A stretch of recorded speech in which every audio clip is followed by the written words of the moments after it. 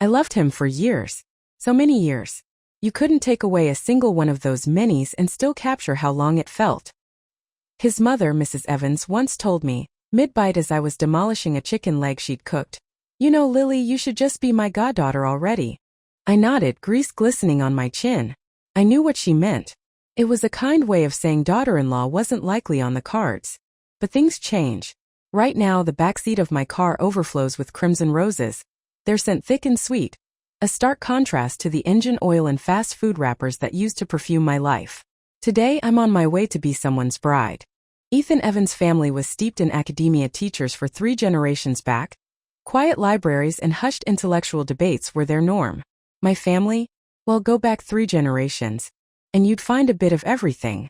By my dad's time, we were what you'd politely call new money, less politely, upstarts. Dad made his fortune through sheer grit and hustle. Growing up, I had a fierce sense of justice, which mostly translated into getting into fistfights every other week. My dad, back then hustling business deals on a beat-up old motorcycle, had little time for my scrapes. "Don't bother your mother with little things," he'd grumble, wiping engine grease from his hands. Thinking of Mom's teary eyes whenever I scraped a knee, the way she'd fuss and worry, I figured Dad had a point. It was easier just to patch myself up and keep quiet. Dad figured I'd be lucky just to graduate high school. Honestly, so did I. My vague plan involved hitting the open road, living a wild, free life. Maybe not quite joining a biker gang, but definitely something less conventional. But then came that afternoon, maybe 15 years ago now. I was groggily lifting my head off a worn classroom desk, sleep fuzz still clinging to my brain, when he walked in. A boy in a crisp white shirt, tall and lean, almost ethereal. The setting sun streamed through the doorway, catching his dark hair, bathing him in a golden, almost holy halo. Damn, he was beautiful. It was like a switch flipped inside me. I jolted fully awake, instinctively nudging Leo beside me, my childhood friend who was usually my partner in crime. "Who is that?" And just like that, Ethan Evans burst into my world, bright and dazzling. The simple, embarrassing truth? I was instantly smitten. A total sucker for a handsome face. Later, when Ethan, the universally acknowledged top student, got cornered in a narrow alley behind the school by some jealous bullies, I somehow found the courage to play the unlikely hero. I ended up with a blooming bruise under my eye and a split lip for my trouble, but Ethan spoke to me. He actually thanked me, his voice quiet and surprisingly gentle. I practically floated back to the classroom, grinning like an idiot despite the throbbing pain. Leo saw my battered face and immediately demanded to know what happened. "Those bastards," he fumed, already clenching his fists. "They actually laid hands on you? Don't worry, Lily, I'll get him back tonight. We'll teach them a lesson." I waved him off dismissively, lost in a pink fluffy cloud of adolescent fantasy. No need, no need. Ethan said I was smart. Fighting suddenly seemed utterly pointless. What good was some vague notion of a wild life if Ethan wasn't in it? To chase Ethan, or at least orbit his bright star, I underwent a transformation. I stopped picking fights. I stopped skipping class. Leo looked at me sideways, suspicion in his eyes. "Lily, are you turning respectable on me?" "Shut up," I retorted, though my cheeks felt warm. "It's called turning over a new leaf, reforming myself into a model citizen." My dad was practically weeping with joy. By then, his battered motorcycle had miraculously transformed into a respectable sedan, a sign of his burgeoning success. He immediately offered to hire expensive tutors for me. I just grinned, shaking my head. "It's okay, Dad. I'll study with Ethan. He's top of our year, you know." Mrs. Evans was polite, gentle even. When I first nervously visited their immaculate house, things got warmer after Dad showed up one day, his car trunk inexplicably full of roasted chickens from his latest venture. Mrs. Evans tried politely declining the overwhelming offering, but Dad's boisterous enthusiasm was like a force of nature. He practically forced a whole crate of chicken on her, leaving her half laughing, half exasperated by his sheer, uninhibited friendliness. She must have decided we were an incorrigibly cheerful, if slightly overwhelming pair, because after that, she treated me with a more relaxed, familial warmth. Ethan, predictably, sailed into the city's top magnet high school with effortless grace. I missed the cutoff score by, well, a lot. Maybe 80 or 90 points, a chasm I couldn't cross with good intentions alone. "It's over," I thought glumly. the summer stretching before me like a barren wasteland. I'll never catch up to him now. I moped around, convinced my chance was gone. Then, astonishingly, an acceptance letter from the same prestigious high school arrived in the mail. I figured it must have been a fluke, a last-minute spot opening up by sheer luck. It was only much later that I found out Dad had quietly funded the construction of a new library wing for the school. Oops. That must have cost him a pretty penny. I felt an urge to perform a deep, formal bow of gratitude. None of that nonsense. Dad waved it off gruffly when I tried to thank him. Just study hard. Make that library worthwhile. Don't embarrass me. Leo clapped me on the shoulder before I left for the new school, his expression earnest. Lily, you know, if you run into any trouble there, any bullies or anything, just give the word. Me and the boys will be there in a flash. I patted his arm back, touched by his unwavering loyalty. Leo, I'm going there to study, remember? Not start a new turf war. But thanks, I appreciate it.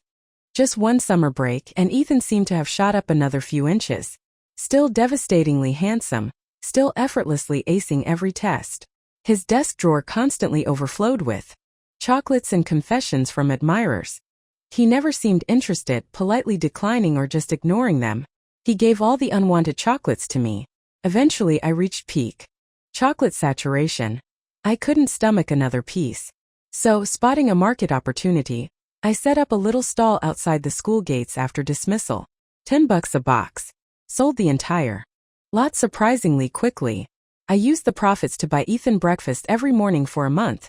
Savory crepes, tea-marinated eggs, grilled chicken wraps from the vendor just outside. Ethan protested mildly.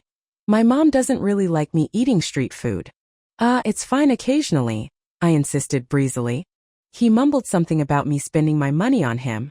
I just grinned, feeling slightly guilty but mostly pleased with my secret enterprise.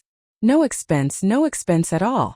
Our dean of students was notorious for aggressively chasing off any unauthorized vendors near the school premises. One afternoon he spotted me mid-transaction. He did a comical double-take then slumped down on the curb beside me with a weary sigh. Lily, I hold you up as a shining example in assemblies. A reformed character. I never thought you'd get expelled so quickly. No, sir.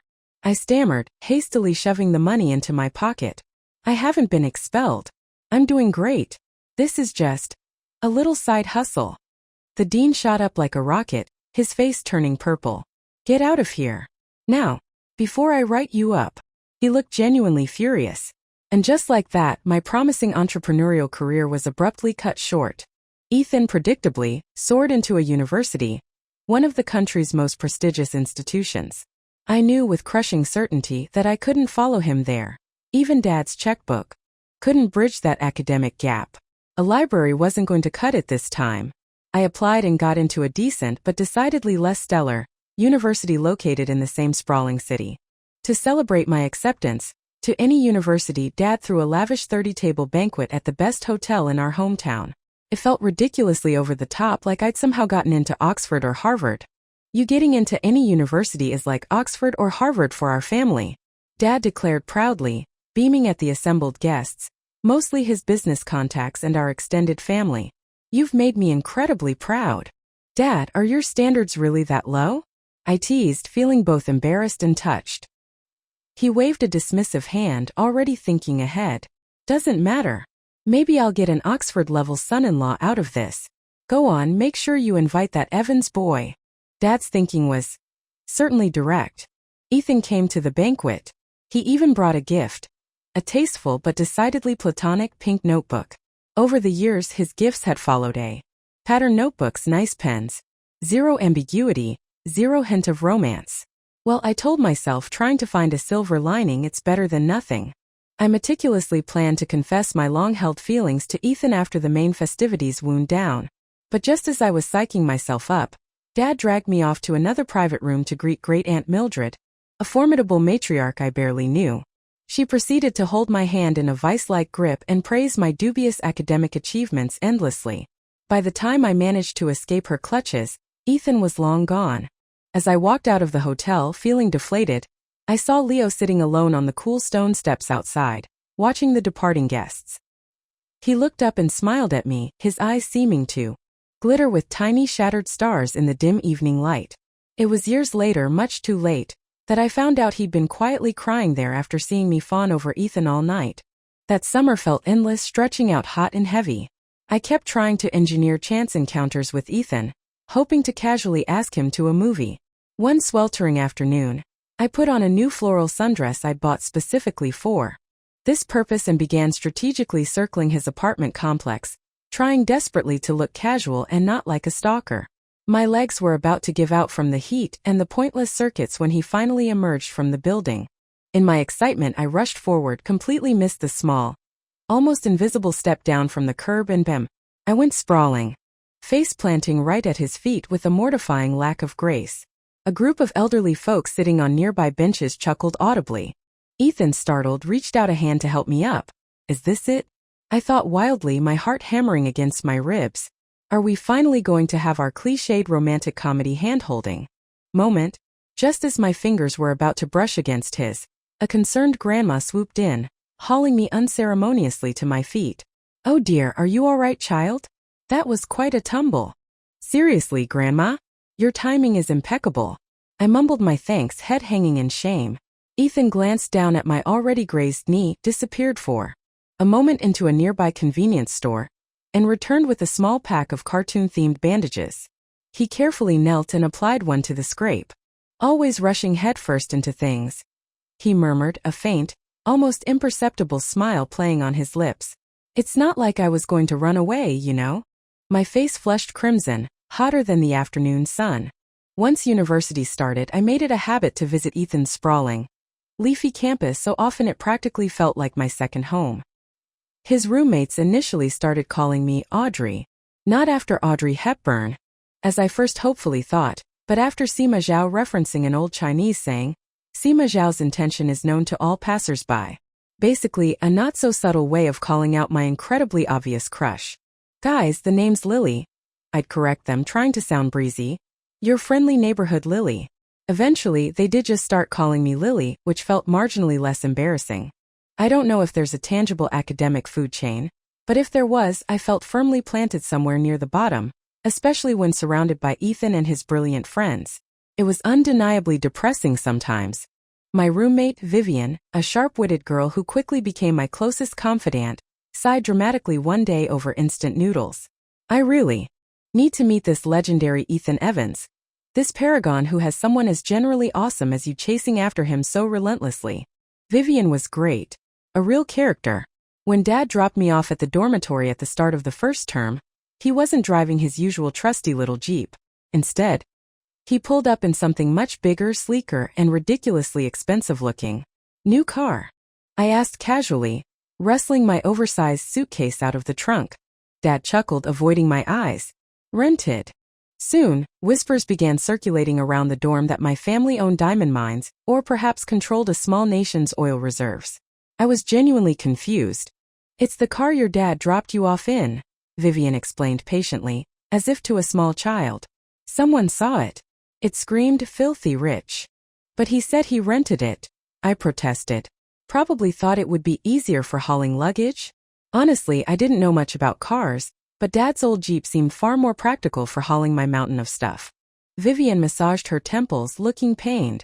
Lily, darling, your dad rented a Mercedes S-Class to haul your luggage. Okay, even my limited automotive knowledge registered that an S-Class was significantly fancier and pricier than a dusty Jeep. I sighed. Dad was probably just trying to give me some face. You know? Trying to make me look good. Guess he overdid it. Again. Back then, seeing an S-Class parked outside a student dorm was a much rarer sight than it is today. Vivian, however, didn't judge me or my dad's ostentatious rental choice. And just like that, bonded by parental eccentricity, we became fast friends. Life chugged along, a mix of hectic study sessions, late-night talks with Vivian, and my regular pilgrimages to Ethan's campus. Then, around the time Ethan started his master's degree, things got complicated. Because of a girl. I knew deep down that I wasn't cut out for the intense pressures of postgraduate academia.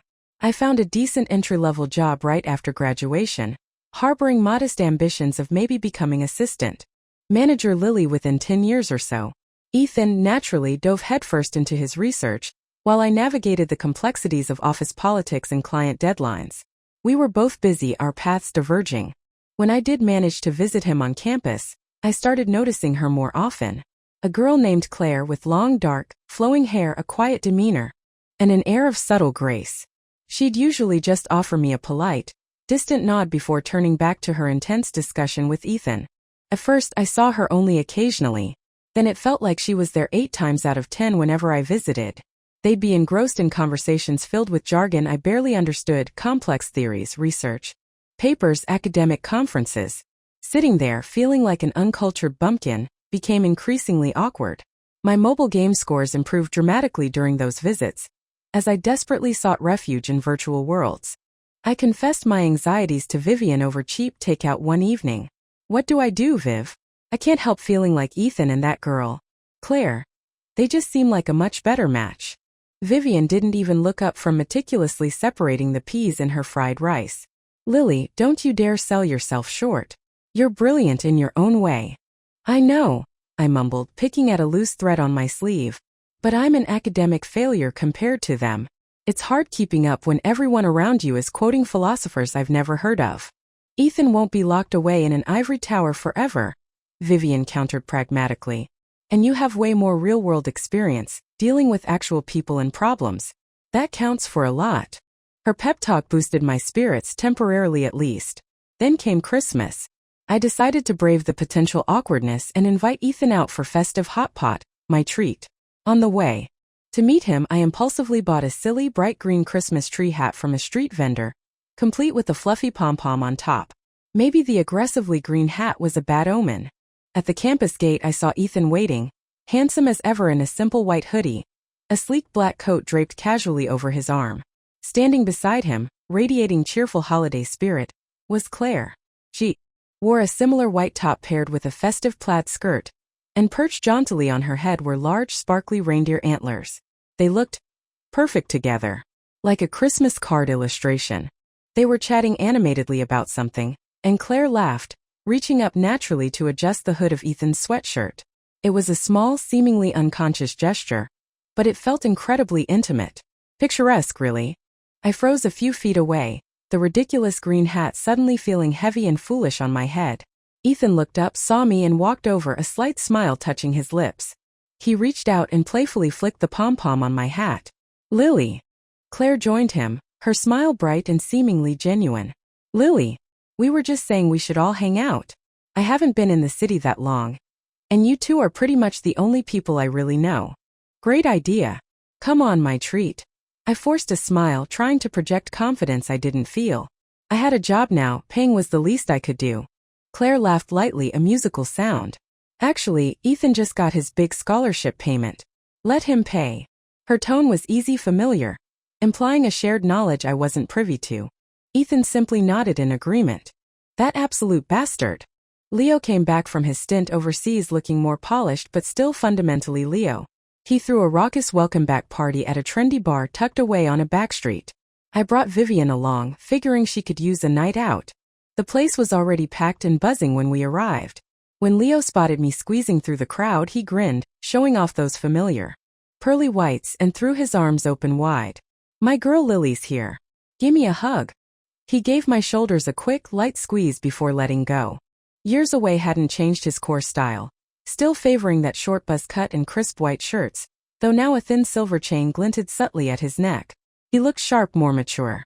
Welcome back to the motherland, I grinned, clapping him firmly on the shoulder. Seriously though, why'd you suddenly take off like that all those years ago? You never really explained. He shrugged, a flicker of the old restlessness in his eyes. You know what I was like back then. My old man was worried I'd permanently embarrassed the family name, so he decided a change of scenery far, far away was in order. Shipped me off to gain perspective. Leo was always thoughtful, immediately getting sodas for me and Vivian amidst the chaos. Vivian, ever bold, hinted with a sly smile. Actually, I could probably go for something a little stronger tonight. Sure thing, Leo said easily, already flagging down the bartender. Lily here can't hold her liquor to save her life, so I'll keep you company. Vivian shot me a knowing, slightly amused glance and nodded with a smile. She wasn't wrong about my pathetic alcohol tolerance. One standard beer and I'm usually halfway under the table. I had a vivid, mortifying memory of one time back in high school. After completely bombing an important exam, I was terrified Mom would unleash her legendary wrath. Leo sat with me outside the school gates on a dusty curb, patiently listening to my woes while we shared a cheap beer. He even bought a bag of roasted peanuts. I think I passed out after less than half a can. Leo, loyal as ever, ended up having to practically carry my limp body home. Mom hadn't been angry, surprisingly, but Dad had nearly hit the roof when he saw the state of me. Some memories are best left buried. Around 11, the party still going strong, Leo, swaying just slightly, navigated his way back over to us. "Getting late," he announced, his voice a bit louder than necessary. "I'll grab you to a cab. You head on home, get some sleep. I'll stick around and handle the cleanup crew." He was definitely tipsy, starting to look a bit unsteady on his feet. I instinctively reached out to steady him. "You take it easy yourself. Don't worry about us, we can manage." Leo waved vaguely as he turned away, already distracted by someone calling his name. "All right then. Catch you later. Treat you properly another time." I helped Vivian, who was also looking decidedly unsteady after keeping Leo company drink for drink, navigate towards the exit to hail a cab. We waited on the curb, the cool night air a welcome relief after the stuffy bar. A sudden commotion broke out near the entrance we'd just left. I glanced back instinctively. 2 or 3 thuggish-looking guys were aggressively crowding around a lone girl, blocking her path. She looked distressed, trying to push past them. She looked familiar. Wait, was that Claire? She was clearly trying to leave, but the men were physically preventing her, leering and getting uncomfortably close, starting to get handsy. Absolute sleazebacks. "What's wrong? Aren't we leaving?" Vivian mumbled sleepily from beside me, leaning heavily on my shoulder. "Ran into someone I know," I muttered, my eyes fixed on the escalating situation. "Who?" Vivian tried to peer back towards the bar, blinking owlishly. "Claire." "Claire? Who?" A pause as her slightly fuzzy brain processed the name. "Oh, Ethan's intellectual soulmate." Apparently, she still remembered that particular detail. "I'm just going to check it out quickly," I told her. "You wait here in the cab when it comes." Vivian immediately started struggling to straighten up, protesting. "No, I'll come with you." "No, Viv, stay put," I insisted firmly. "If things go sideways, one of us needs to be sober enough to call the cops, right? Can't have both of us getting dragged into something messy." Decision made, I strode back towards the bar entrance, deliberately raising my voice to be heard over the thumping music. "Claire, there you are. Been waiting ages for you. What's taking so long?" I reached her side, grabbing her arm with feigned impatience, intending to pull her away from the harassers. One of the guys immediately blocked my path, sneering unpleasantly. Well, look what we have here. Putting on a little act for us, ladies? You ain't going anywhere." He gave me a rough shove backwards. The next second I heard a sickening crack. A beer bottle shattered violently over the guy's head. Leo stood directly behind him, his face cold as ice, radiating pure fury. Then everything dissolved into utter chaos. Punches flew, people shouted, bodies collided. The guy who'd taken the bottle to the head ended up slumped on the ground, bleeding. He was later carted off to the hospital. Leo ended up handcuffed in the back of a police car. Wouldn't you know it, the guy Leo had bottled, the one now recovering in a private hospital room, turned out to be none other than Preston Chin.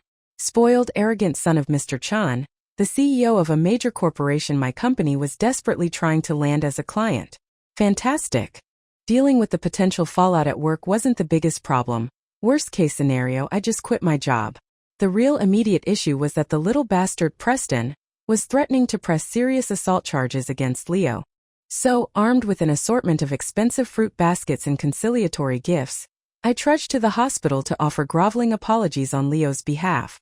Well, you were pretty tough trying to kick me outside the bar, weren't you?" Preston sneered from his plush hospital bed, clearly enjoying his position of power. "Yeah, because you were harassing an innocent woman like a disgusting creep," I thought, forcing my lips into what I hoped was a placating smile. "Oh, that. I'd honestly had way too much to drink that night. Didn't mean anything by it at all.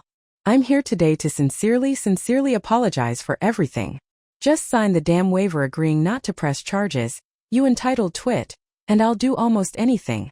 For the entire morning, I played the role of dutiful nursemaid to this insufferable jerk.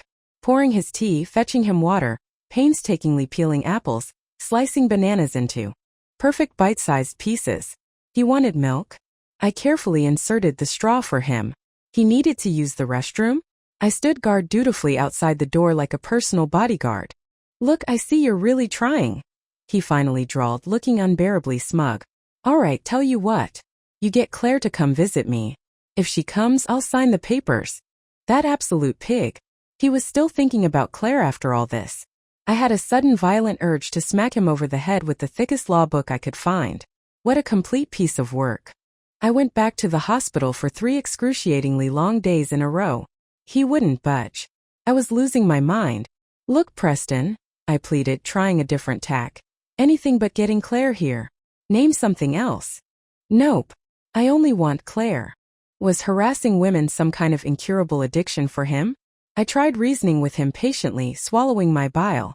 Claire's just a university student. With your family's money and status, you could date practically anyone you want. How about you then? He suggested suddenly, eyeing me speculatively. Maybe you should consider my dad. You actually seem more reliable and less plastic than the usual bimbos he hangs around with. Mr. Chan? His father. Absolutely not. The man was almost as old as my own dad. I'd never heard of someone actively trying to recruit their own potential stepmother before. It was simultaneously horrifying and bizarrely insulting. I was genuinely furious now. If I somehow became your stepmother, trust me, the very first thing I'd do is make sure you were shipped off to a remote boarding school in Siberia. Whoa, why so hostile? Is that really how you ask someone for a massive favor? I ignored his whining. Then Preston, apparently deciding the conversation wasn't weird enough yet, dropped another bomb. You know, Claire's actually my ex-girlfriend. What? Then why the hell are you making my life miserable over your messy relationship drama? I seriously considered finding another bottle, maybe a vase this time. In the end, the situation was resolved not by my dubious nursing skills or Preston's warped logic, but through channels I hadn't anticipated. It turned out Leo's grandfather, the formidable Mr. Liao Sr., contacted Preston's father, Mr. Chan, directly. Whatever was said between the two patriarchs worked. The charges were quietly dropped. Vivian commented dryly later, nursing a coffee. You know, Claire really didn't handle that whole situation very gracefully. The entire mess started because those guys were harassing her. You and Leo ended up at the police station partly because you tried to help her, and then all that subsequent drama with Preston blowing up because he was obsessed with her. And she didn't even show her face once through the whole ordeal. Not cool. I felt incredibly guilty about the trouble I dragged Leo into. I treated him to the nicest dinner I could afford as a small apology, but I knew he'd probably face his grandfather's considerable wrath when he finally got home. When I went back to my hometown for the Lunar New Year holiday, I made sure to stop by Mrs. Evans' house to pay my respects. And who was sitting there, chatting comfortably in the living room as if she belonged? Claire. I froze for a split second in the doorway. Oh, Lily. Claire's aunt lives just down the street, Ethan explained casually, seemingly oblivious to any potential awkwardness. She just popped over to say Happy New Year. Claire immediately came over, taking my arm with practiced warmth. Lily, it feels like I haven't seen you in absolutely ages. I knew logically that the whole Preston fiasco wasn't entirely her fault. It wasn't unreasonable of her to want to avoid that creepy stalker. But still, something felt fundamentally off, twisted somehow. I managed a tight, polite smile but couldn't bring myself to say much. Mrs. Evans had cooked a veritable feast and spent most of the meal fussing over Claire, urging her to eat more, praising her academic achievements. Ethan quietly put a large chicken leg onto my plate, a small familiar gesture from our younger days. Mrs. Evans smiled warmly at Claire. These two have known each other since they were practically babies, she explained, gesturing between Ethan and me. Lily here has always been such a cheerful, likable girl. Honestly, I've always thought of her as a daughter. Then she turned her gentle gaze towards me. Lily dear, maybe you really should just let me make it official and become my goddaughter. I was currently gnawing enthusiastically on the chicken leg Ethan had given me and just nodded vaguely in distracted agreement, not really processing the implications. Ethan paused, a thoughtful expression on his face. Mom, You seem to like almost everyone you meet. If you adopted every girl you liked, you'd end up with dozens of goddaughters. As I was leaving later, Claire walked out with me, ostensibly to see me off. I understood Mrs. Evans's meaning perfectly, despite her kind words. She'd watched me grow up, she was genuinely fond of me, but that didn't stop her from clearly thinking that Claire, brilliant, accomplished, poised Claire, was ultimately a much better, more suitable match for her academically gifted son. Claire was his intellectual equal.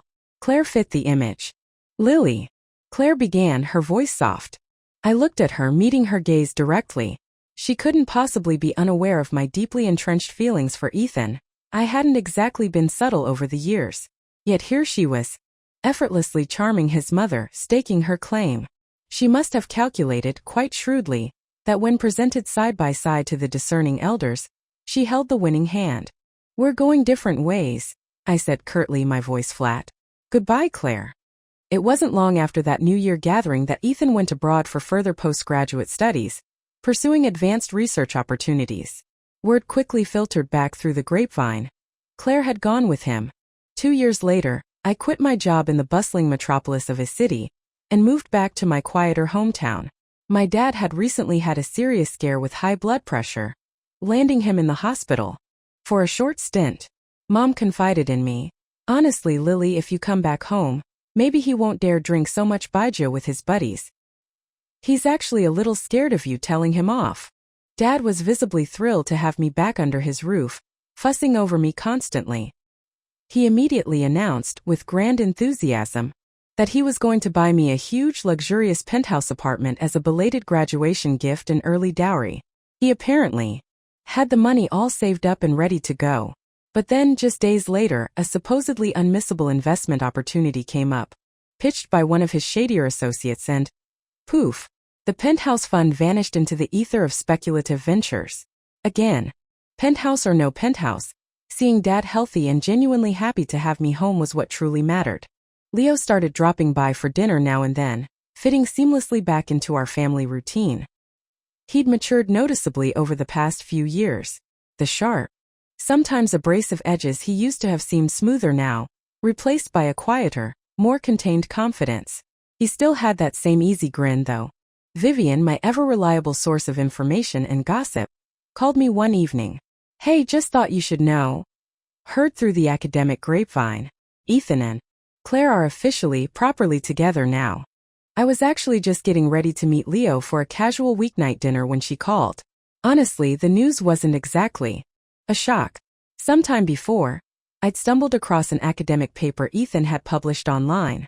I didn't understand a single word of the complex theoretical content, but the authors listed prominently on the digital cover, Ethan Evans, Claire Lynn, were easy enough to recognize. I'd mentally assigned Claire a plausible surname long ago. During dinner with Leo later that evening, my phone buzzed. It was Dad. His voice sounded unusually sheepish. Lily Bean. About that investment. Turns out Dad might have misjudged the situation. Slightly. My imaginary penthouse is officially gone, isn't it? I asked calmly, swirling the ice in my water glass. Dad cleared his throat awkwardly. Afraid so, gone. After hanging up, the combined weight of it all suddenly hit me. Ethan was definitively gone, happily coupled up with Claire overseas. The promised penthouse, my symbol of paternal affection, and perhaps apology, was also gone, lost to Dad's eternally optimistic if often flawed business instincts. I abruptly grabbed Leo's arm across the table and just burst into tears, sobbing like a heartbroken child right there in the middle of the busy restaurant. Leo looked completely bewildered, utterly lost as to how to handle this sudden emotional deluge. He awkwardly patted my back, murmuring uselessly, Lily, hey, Lily, it's just an apartment, right?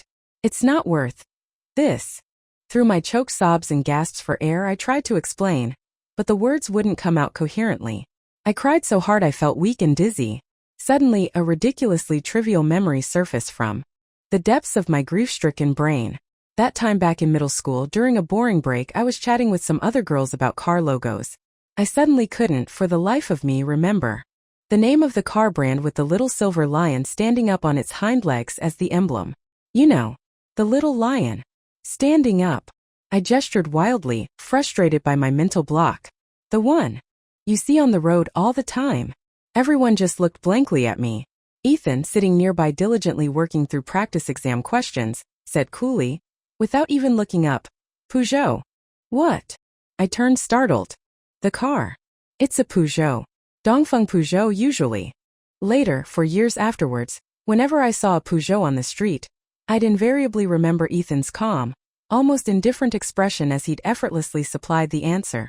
When I finally dragged myself home that night, emotionally drained, Dad had somehow procured and steamed a whole enormous tray of expensive herring crabs, my favorite comfort food.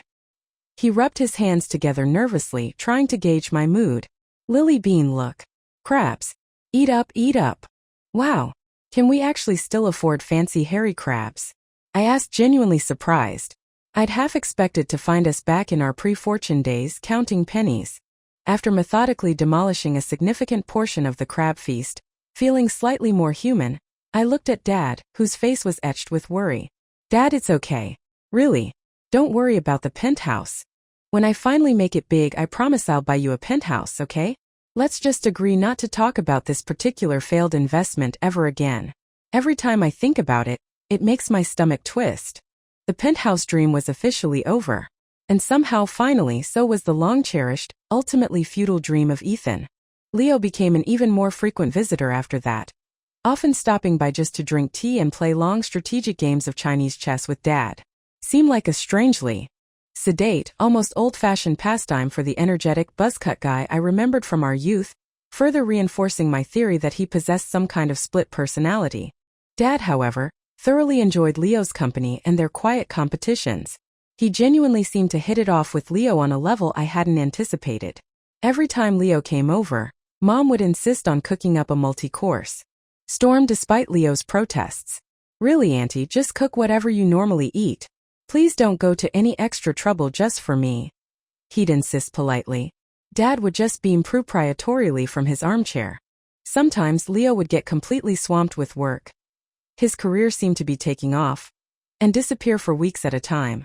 Meanwhile, newly motivated by the desire to eventually buy Dad that promised penthouse myself, I threw myself into my own job with renewed vigor. Work, work, work. At the year-end company banquet, I discovered I'd earned a surprisingly hefty bonus. Feeling celebratory and maybe a little reckless, I decided to indulge in a drink at the party. Just one small, deceptively sweet cocktail. Tasted more like fruit juice than alcohol. The next thing I vaguely, fuzzily remember is seeing Leo's familiar face leaning over me, apparently having come to pick me up. Waking up the next morning, I was completely disoriented. My head throbbed with a dull ache. This was definitely not my bedroom.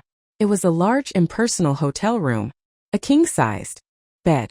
Then my blurry vision focused on Leo, emerging from the ensuite bathroom, a plush white towel wrapped low around his waist, vigorously drying his still damp hair with another towel. I automatically looked down at myself. I was wearing unfamiliar but clean pajamas. Did I? Oh God. Did I drunkenly assault him? Did I somehow sleep with Leo? My brain struggled to process the possibility. Also, side note, did I just glimpse some seriously impressive abs? And why did that thought feel strangely intriguing? I stammered, unable to form a coherent sentence, my cheeks burning with mortification. Leo casually dropped the towel he was using for his hair onto a nearby chair. You wouldn't let go of my arm last night, he stated calmly, his expression unreadable. Oh God. So I initiated it.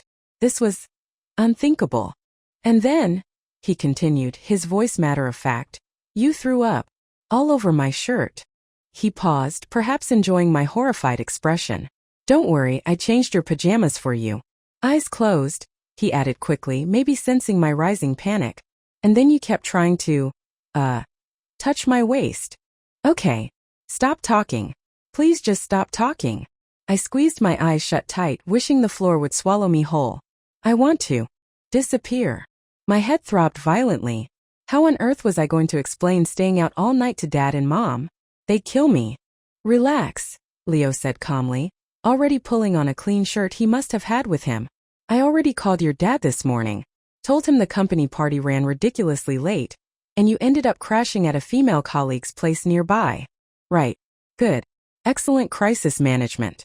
While he slipped out briefly, presumably to grab some breakfast or coffee, I scrambled out of bed, threw on my clothes from the night before, which thankfully seemed relatively unscathed, and fled the hotel room like a fugitive escaping a crime scene. When Leo called a few days later, casually asking me out for dinner, I immediately made a flimsy excuse. Every time I thought about drunkenly groping him after projectile vomiting on him, I wanted to crawl into a hole and stay there. Then I'd remember finding my soiled clothes from the party somehow washed, dried, and neatly folded on the hotel room chair before I fled, with my underwear placed discreetly on top, and the waves of shame intensified tenfold. My excuses for avoiding him became increasingly elaborate and far-fetched over the following weeks, helping colleagues move, emergency tea ceremonies with distant relatives, accompanying my perpetually pregnant cousin to yet another prenatal checkup. Vivian called me, her voice laced with amusement. "Okay, Lily, spill. You seem really off lately. What's actually going on?" "It's complicated," I mumbled evasively. "It's about me and Leo." "You finally slept together?" she finished brightly, guessing with unnerving accuracy. Damn her. Did she have psychic powers? No, not really. Not like that. It's just, I always saw him as basically my brother. And now I get ridiculously nervous just thinking about seeing him.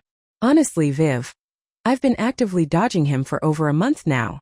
Vivian burst into loud, unrestrained laughter on the other end of the line. "Oh, this is rich. Serves you right. You finally get a taste of your own medicine.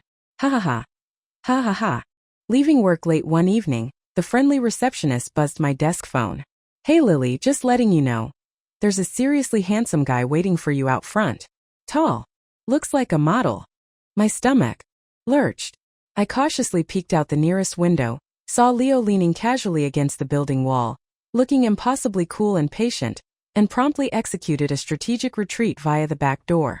I grabbed a quick solitary dinner at a noodle shop, wandered aimlessly through a brightly lit shopping mall for a while, killing time. By 10 o'clock it was definitely time to head home. My parents' neighborhood was generally considered very safe. The local police station was literally just a block away, right at the main entrance gate to our residential complex. Just as I was fumbling for my keys, someone grabbed my arm firmly, pulling me swiftly into the deeper shadows beneath a large banyan tree. Before I could even react or scream, I found myself staring up into Leo's eyes. They looked strangely red-rimmed in the dim light. "You're avoiding me," he whispered, his voice low and thick with an emotion I couldn't quite place. "Hurt? Anger?"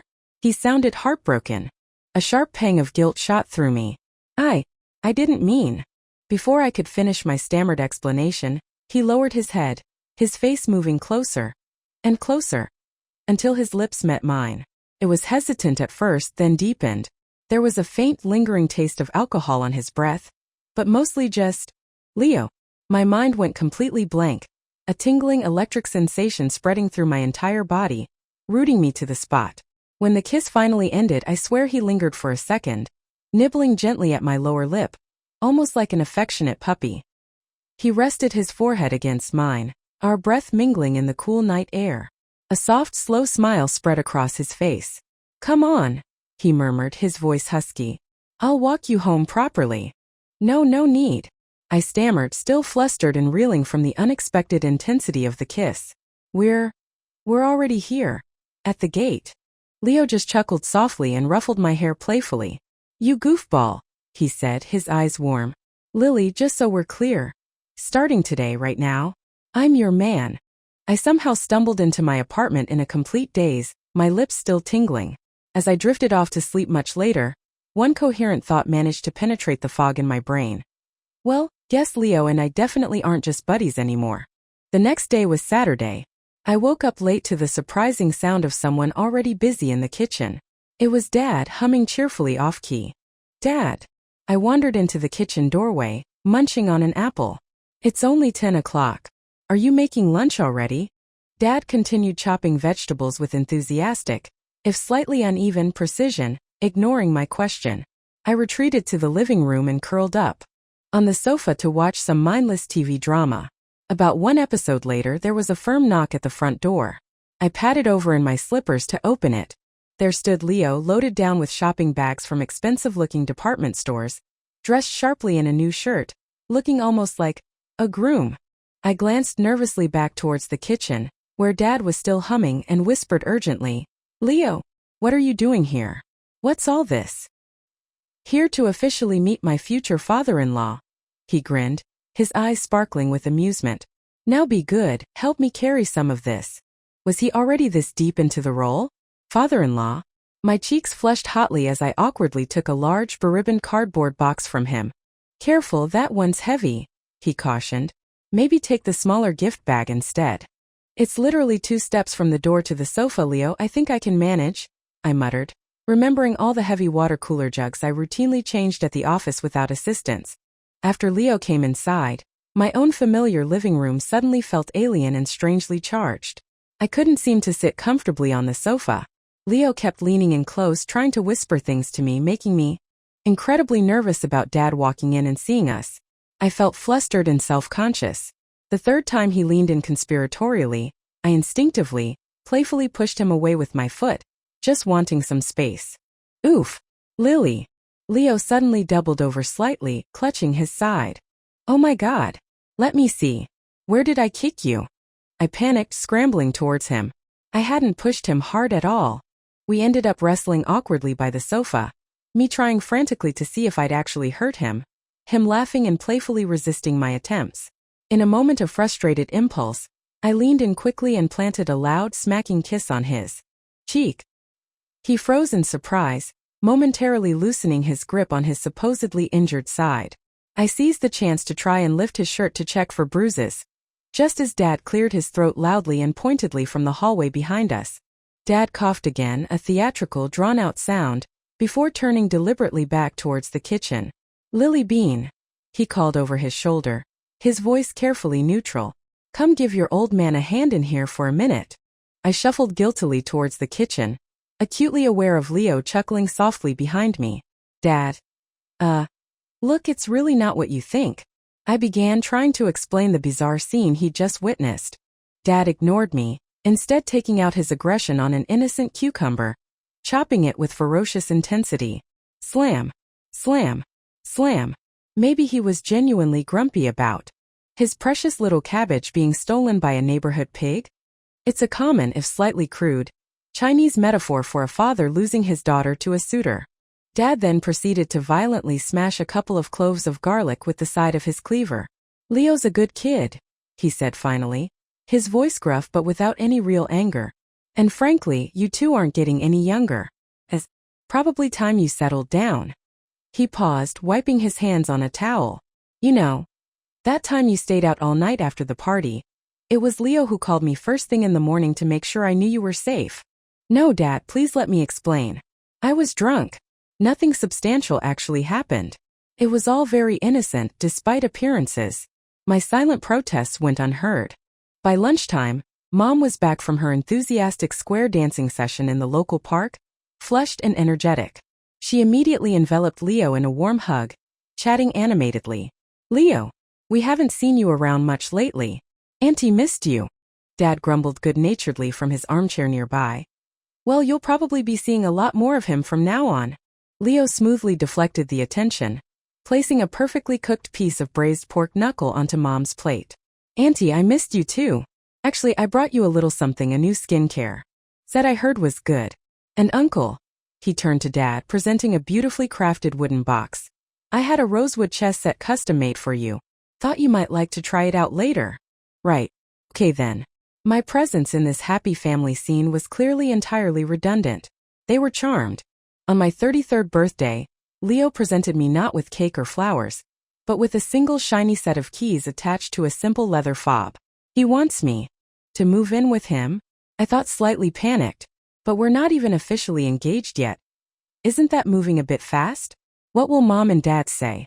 "I've managed to save up a decent amount over the past few years," Leo said casually, interrupting my internal monologue, a proud little smile playing on his lips. "So I bought you that penthouse." "What? Penthouse?" My mind immediately flashed back years ago, to the luxurious apartment Dad had promised and then promptly lost through a bad investment. Wait a minute. This wasn't really about the apartment itself, was it? "So," I sputtered, pieces clicking into place, realization dawning. "You mean You haven't actually proposed all this time because you were secretly saving up for this ridiculously expensive thing. The absurdity of it hit me. I've been seriously ripped off. All this waiting. Those incredible abs. The memory of that morning after. Glimpse. The sheer tactile potential. I've been mentally cataloging and occasionally daydreaming about them for years. Let me just take a moment to mourn my lost opportunities. We finally scheduled our official pre-wedding photoshoot. On the designated day, Leo got held up last minute by an urgent work crisis. I waited for him patiently at a trendy little corner cafe near the photo studio, sipping a latte. The May sunshine was glorious, bright and warm, filtering down through the fresh green leaves of the trees lining the street, dappling pleasant patterns onto my face. I squinted slightly against the brightness and saw Ethan walking down the sidewalk directly towards me. It seemed so sudden, so unexpected, that we both just stared at each other for a frozen moment, surprised. Ethan recovered first, walking over to my table, a hesitant smile on his face as he extended his hand. Lily. Wow. Long time no see. I stood up, managing a genuine smile in return. Ethan. Hi. Long time no see indeed. He wore elegant gold-rimmed glasses now, which somehow made him look even more the distinguished scholar. Your hair's longer, he observed, his gaze lingering for a second. I touched my hair self-consciously. Yes, getting older, I felt the short, perky styles of my youth didn't quite suit me anymore. Today I wore a sophisticated light trench coat and impractical but stylish nude heels. Leo usually discouraged me from wearing high heels too often, always fussing that they were bad for my feet and uncomfortable. When did you get back? I asked, trying to keep the conversation light. Can I get you something? A coffee? I heard you're doing your PhD now, that's really amazing. Ethan smiled, a touch of the old familiar charm returning. Just got back yesterday actually. Seeing you dressed like this. Honestly, I almost didn't recognize you for a second. Just as Ethan and I were awkwardly attempting to bridge the years of silence with small talk, I saw Leo hurrying down the street towards the cafe, looking flustered. Lily, so sorry, got totally caught up leaving the office. He stopped short when he saw Ethan sitting at my table. He paused for just a beat, subtly straightened his tie, smoothed his sleeves, then extended a polite, formal hand to Ethan. Welcome back. I couldn't shake the feeling that Leo had been acting strangely tense and preoccupied lately, ever since we'd started the serious wedding preparations. It had started subtly, around the time we booked the photo shoot. Was he having second thoughts? Cold feet? Later I cornered Vivian. Hypothetically, I began carefully. How does one cure a bad case of cold feet? Wait, are you having cold feet? She asked, immediately suspicious. No, not me. I insisted quickly. It's Leo. I think he might be. Vivian snorted derisively. Leo? Cold feet? Please, Lily. Marrying you has basically been his singular life's ambition since puberty. He's probably just stressed about the wedding planning. Then what on earth was wrong with him? During dinner a few nights later, while Leo stepped away to take a phone call, I succumbed to a moment of weakness and suspicion. I decided to sneak a peek at his phone, check his recent calls, his messages. Before I could even figure out his passcode, he was back at the table, catching me red-handed, just like in all the bad TV dramas. Trying a little espionage, are we? He asked, raising an eyebrow, though his tone was more amused than angry. I confess my sins. I mumbled, feeling incredibly foolish. All right, Matahari. What exactly were you hoping to find? He asked, sitting back down. I decided to lean into the absurdity, puffing out my chest with mock indignation. I was checking to see if you have any other dogs hidden away on the side. Using dogs as a playful, slightly derogatory slang for other women or secret flings. Leo actually choked back a laugh, shaking his head in disbelief. Lily, honestly, what goes on in that crazy head of yours sometimes? After all these years. Don't you know by now? There's only ever been you. He said it firmly with conviction, but then he abruptly turned his head away, looking out the restaurant window, a strange shadow crossing his face. I was completely baffled. What in the world was that all about? This emotional roller coaster was giving me whiplash. Operation Cheer Up, Leo commenced. First step. Borrow Dad's ostentatious Mercedes again. Second step. Consult Vivian, my resident expert on all things alluring. Viv, how do I look sexier? I asked bluntly over the phone. Vivian, without missing a beat, sent me an online shopping link. Clicked it. It was for a push-up bra of such gravity-defying construction that I muttered a string of impressed curses under my breath just looking at the pictures. Okay, armed with new lingerie and Dad's luxury vehicle, I meticulously got myself dolled up, feeling like $1,000,000, or at least like I was driving a car worth a significant fraction of that. I drove towards Leo's apartment complex, planning a grand romantic gesture. On the way, I debated my prop choice: bubble tea or spicy duck necks. Decided duck necks, while delicious, perhaps lacked the required romantic finesse for this particular occasion. As I emerged from the bubble tea shop, carefully balancing the large, sugary concoction, I practically walked straight into Ethan. Again. Before I could even formulate a polite greeting, a familiar female voice chirped possessively from beside him.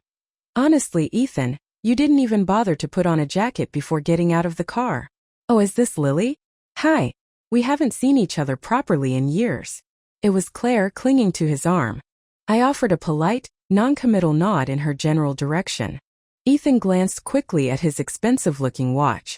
Actually, Lily, I have something I need to get to today. But hey, we should definitely grab dinner together soon. All of us catch up properly. Claire immediately chimed in, her smile overly bright. Yes, definitely. It's been way too long since we all had a proper meal together. Our treat, of course. What was this? Were they deliberately orchestrating these encounters? Following me? Showing up like clockwork just to stake their claim and flaunt their togetherness? I saw Ethan frown slightly, perhaps sensing the awkward tension. I forced a tight smile, preparing to make a quick escape. Where are you headed now? I can give you a ride if you like. Ethan offered kindly, ever the gentleman. No need, thank you. I lifted my chin, deliberately squared my shoulders, and walked with purposeful strides towards my dad's gleaming Mercedes parked nearby. I could almost feel the heat of Claire's undoubtedly green with envy glare burning into my back. Take that. I arrived at Leo's building and executed phase 2 of the plan. I filled the cavernous trunk of the Benz with the enormous, ridiculously expensive bouquet of red roses I'd pre-ordered. I also inflated several large, foil balloons and attached them to a big hand-lettered sign that read, "For my sulky, overthinking Leo." I pictured him emerging from his building, seeing the explosion of roses, seeing me standing there hopefully bubble tea offering in hand. Surely this ridiculously over-the-top romantic gesture would disarm him, cheer him up, make him forget whatever was bothering him. I saw him emerge from the lobby doors, followed closely by his parents, Mr. and Mrs. Liao, who were apparently visiting. Oh, my God. Mortified doesn't even begin to cover it. I scrambled frantically, trying to yank down the garish balloons, attempting to slam the trunk lid shut before they saw the full extent of my embarrassing display, spilling half the sticky bubble tea all over my carefully chosen outfit in the process. I swear I'm usually not this clumsy. Really. I'm normally quite coordinated. Leo walked over calmly, seemingly unfazed by the scene.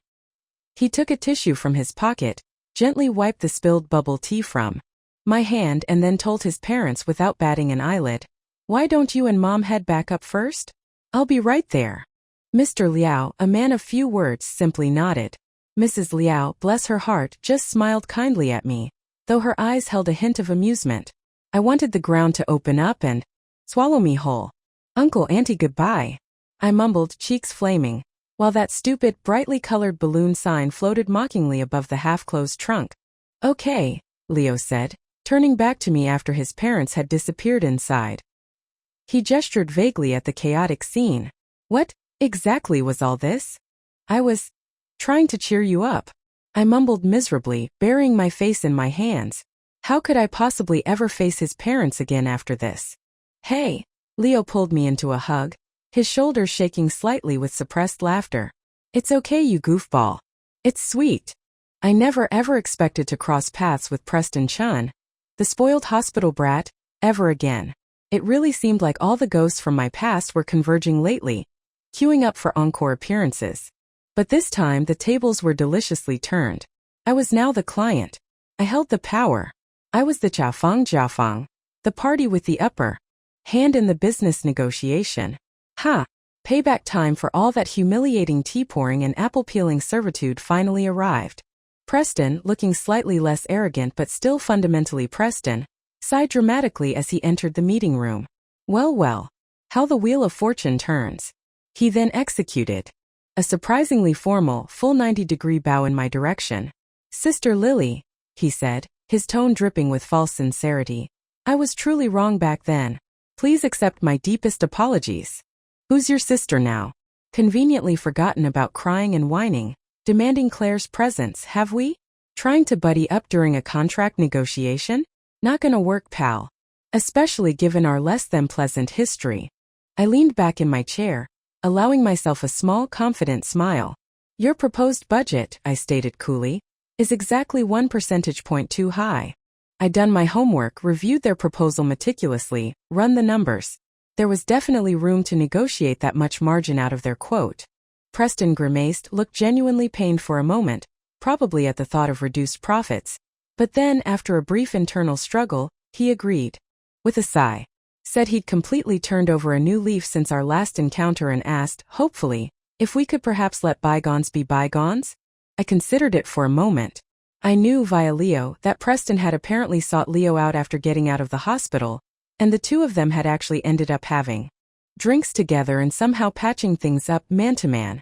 If Leo was cool with him now, then I supposed I could be too. Business is business after all. I gave a curt nod. Ethan contacted me again, wanting to treat me to that catch-up dinner he'd mentioned. I countered, insisting that I should treat him instead, consider it a proper welcome back gesture, closing that chapter.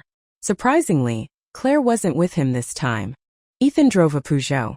A brand new one, sleek and modern but still a Peugeot. After a pleasant, if slightly stilted, meal filled mostly with polite inquiries about his research and my work, he handed me a small, elegant paper gift bag as we were leaving. Just a little something I brought back for you. I opened it cautiously. Inside lay a delicate, clearly expensive bracelet. The thought is truly appreciated, Ethan, really, I said, smiling gently but firmly pushing the bag back towards him across the table. But this is far too valuable. I can't accept it. You know, back in school, all I ever seemed to give you were those cheap notebooks, Ethan said with a wry, self-deprecating laugh. Now that I finally want to give you something different, something proper, you won't take it. Hey, I said quickly, trying to lighten the suddenly heavy mood. Those notebooks were great. Especially the pink one, remember? Very useful. Just then, Leo arrived to pick me up, his timing impeccable as always. Right there in front of Leo, Ethan deliberately pressed the gift bag firmly back into my hand. Honestly, Lily, there are no hidden meanings attached. I wanted to finally give you a proper, thoughtful gift. Seriously. He then turned, gave a small, almost formal wave and walked away into the night. I stood there on the sidewalk, clutching the paper bag, looking uncertainly up at Leo. His expression was completely calm, unreadable.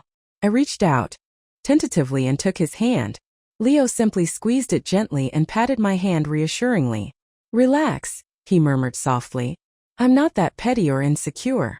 A few days later, while shopping for new shirts for Leo, his wardrobe seemed to consist entirely of white shirts and slightly less white shirts, I ran into Mrs. Evans, browsing in the same department store.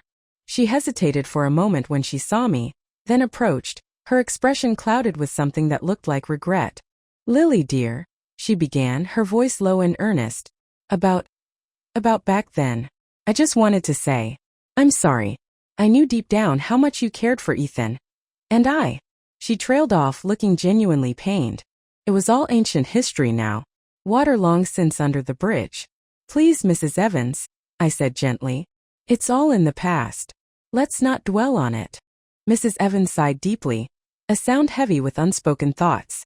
You know, she confided quietly, leaning in slightly, Ethan and Claire.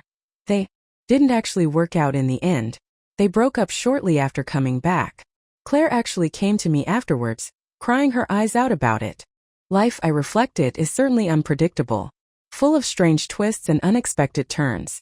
Then I heard something truly profoundly unpredictable. Leo and Ethan were apparently having dinner together. Alone. Just the two of them. Panic immediately seized me. This level of unpredictable was off the charts. What could they possibly be talking about? Were they comparing notes? Squaring off? Forming some bizarre alliance? Heart pounding, I rushed over to the restaurant Leo had mentioned, peering anxiously through the window like a spy in a bad movie. To my surprise, the scene inside looked surprisingly peaceful, harmonious even. I only managed to piece together snippets of their conversation later, mostly from Leo's reluctant, heavily edited version. Apparently, Ethan had said something along the lines of, "You know, I've known Lily for such a long time.